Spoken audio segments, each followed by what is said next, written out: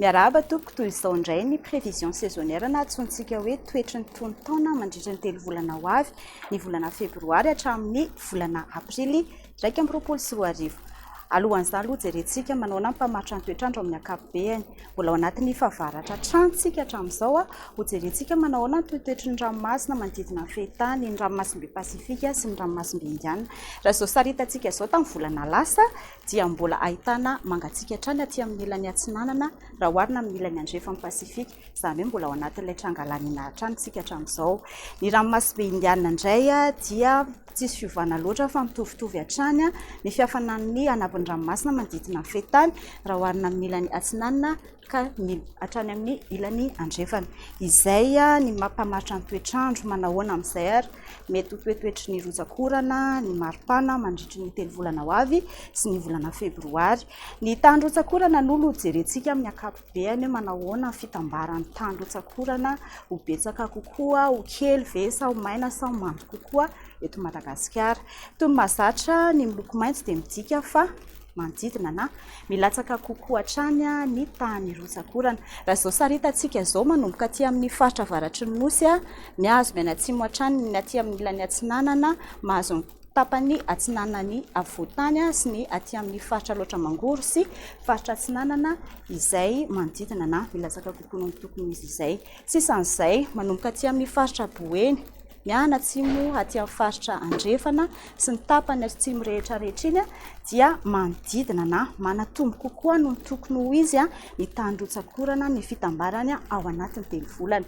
Izay ny 3 volana ho jerentsika ny volana Febroary. Amin'ny ankapobeny dia manodidina na milatsaka noho ny tokony ho izy saika manerana Madagasikara afa-tsy ny aty amin'ny faritra avaratra andrefan'ny nosy ahitana ny boeny, ny ilany andrefan'ny pejy, mahazo kely koa ny faritra melaky sy ny aty atsimo andrefan'ny Sofia izay maina be noho ny tokony ho izy, izany hoe tsy ampiorana amin'ny faritra iny ny volana Febroary. Ny aty amin'ny faritra atsimo atsinanana mahazo any faritra vadivavy, Vinan'ny atsimo atsinanana, ny aty amin'ny tapany atsimona nosy sy ny tapany atsimona androy ary atsimo andrefana dia manodidina na manatombo kokoa noho ny tokony ho izy izay tany rotsakorana izay ny volana Febroary. Izay ny tany rotsakorana ho jerentsika indray manahoana ny toetoetry ny salany isan'ny maripana na ny température moyenne ho jerentsika ao anatin'izay 3 volana izay.